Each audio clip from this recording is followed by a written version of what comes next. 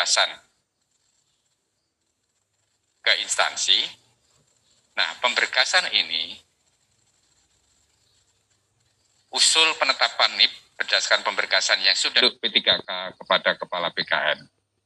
Ini yang penting, Bapak Ibu sekalian, rekan-rekan media, penentuan mulai berlakunya pengangkatan sebagai P3K tahun 2021 ditetapkan terhitung mulai tanggal 1 bulan berikutnya dari tanggal penyampaian usul penetapan nomor induk P3K kepada Kepala BKN.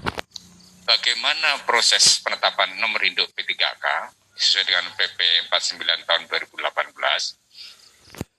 bahwa setelah dilakukan seleksi, PPK mengumumkan pelamar yang dinyatakan lulus seleksi berdasarkan hasil pengolahan yang dilakukan oleh BKN.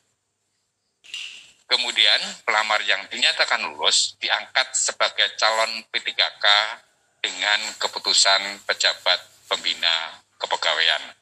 Jadi tahap pertama adalah pengumuman kelulusan, kemudian penetapan sebagai calon P3K dengan keputusan pejabat pembina kepegawaian, kemudian keputusan pengangkatan sebagai calon P3K itu disertai dengan dokumen pendukung, disampaikan oleh instansi ke BKN untuk diterbitkan persetujuan teknis dan penetapan nomor induk P3K. Nah, BKN punya waktu 25 hari untuk menerbitkan nomor induk P3K sejak usul disampaikan oleh instansi. Kemudian setelah terbit nomor induk P3K, ditindaklanjuti oleh instansi dengan penandatanganan perjanjian kerja antara calon P3K dengan instansi, dan ini tidak harus dengan PPK-nya, itu bisa didelegasikan. Kemudian instansi menerbitkan surat keputusan pengangkatan P3K, dan selanjutnya P3K menerbitkan instansi menerbitkan surat pernyataan melaksanakan tugas. Walaupun tertulis PPK, namun untuk penandatanganan perjanjian kerja, kemudian penerbitan surat pernyataan melaksanakan tugas itu bisa didelegasikan. Lanjut. Terus saja, saya kira ini tidak terlalu lanjut, Mas. Tadi sudah sampaikan di depan.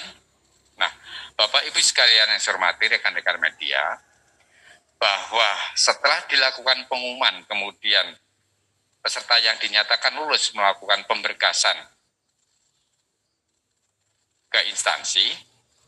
Nah, pemberkasan ini, usul penetapan NIP berdasarkan pemberkasan yang sudah disampaikan oleh peserta yang dinyatakan lulus ke BKN, ini diupload atau diunggah melalui aplikasi Doku Digital .bkn.go.id. Jadi prinsipnya, untuk penetapan nomor induk ASN sejak tahun lalu itu kita sudah paperless, jadi tidak ada lagi dokumen fisik yang mundar-mandir antara instansi dengan BKN, termasuk pertimbangan teknis penetapan nomor induk P3K juga tidak lagi menggunakan tidak lagi berupa dokumen fisik. Jadi bahkan penandatanganannya pun karena tidak dokumen fisik, maka kita menggunakan tanda tangan digital. Lanjut.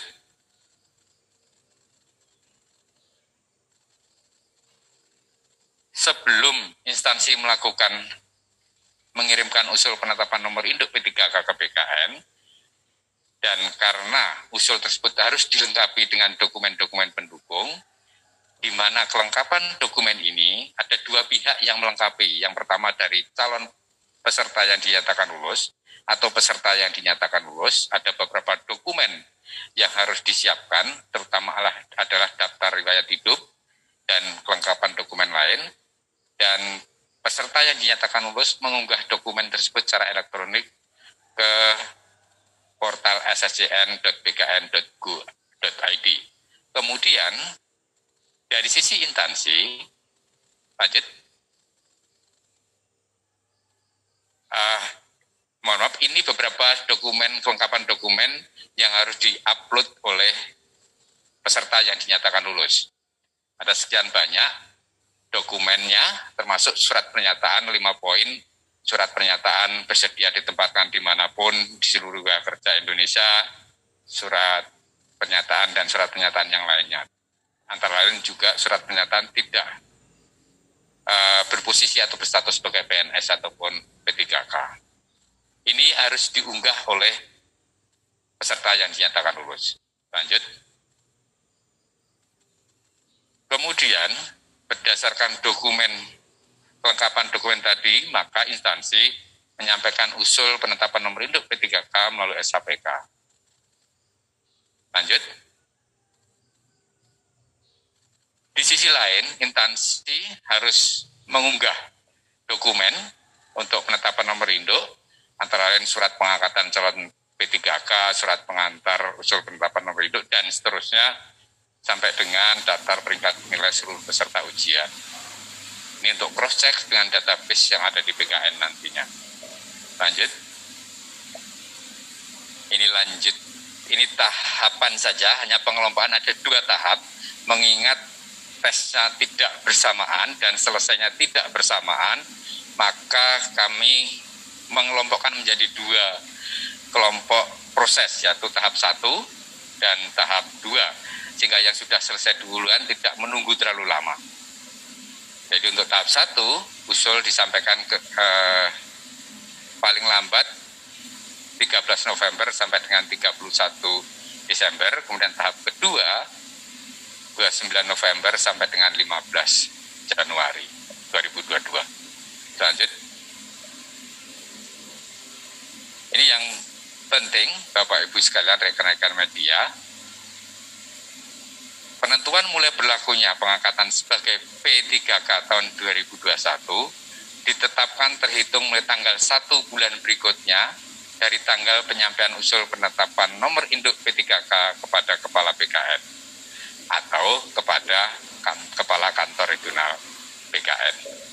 Nah, ini penting sehingga kita tidak ada lagi tawar-menawar mengenai TMT. Jadi TMT-nya pasti. Kalau usul masuk di bulan Januari ke PKN, maka TMT-nya tanggal 1 atau awal bulan.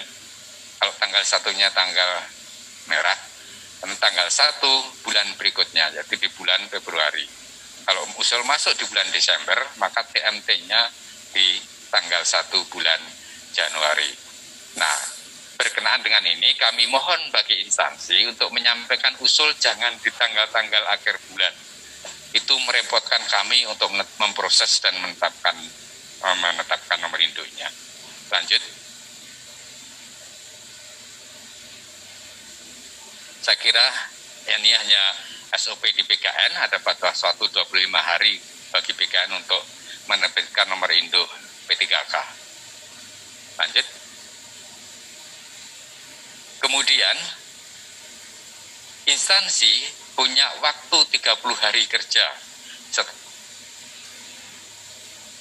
setelah menerima penetapan nomor induk P3K lanjutinya berupa penandatanganan perjanjian kerja antara P3K dan instansi dan penerbitan keputusan pengangkatan sebagai P3K. Karena di awal tadi SK-nya baru SK calon P3K, setelah mendapat nomor induk baru ditetapkan SK pengangkatan sebagai P3K. Lanjut. Ini alur proses, saya kira tidak perlu saya jelaskan satu persatu. Ini adalah resume atau gambaran dari apa yang sudah saya sampaikan tadi, mulai dari lulus seleksi, kemudian apa yang harus diproses oleh yang bersangkutan, peserta yang dinyatakan lulus, dan apa yang harus dilakukan oleh pengelola kepegangan instansi, kemudian apa yang selanjutnya dilakukan oleh PKN maupun kantor regional PKN, sampai dengan diterbitkan penetapan nomor induk P3K berupa dokumen pertimbangan teknis. Dan seluruh proses ini kita lakukan dalam satu sistem, yaitu SHPK dan beberapa sistem pendukung lainnya. Saya kira ini beberapa hal yang dapat saya sampaikan untuk proses persiapan penetapan nomor induk P3K, khususnya P3K jabatan fungsional. non guru.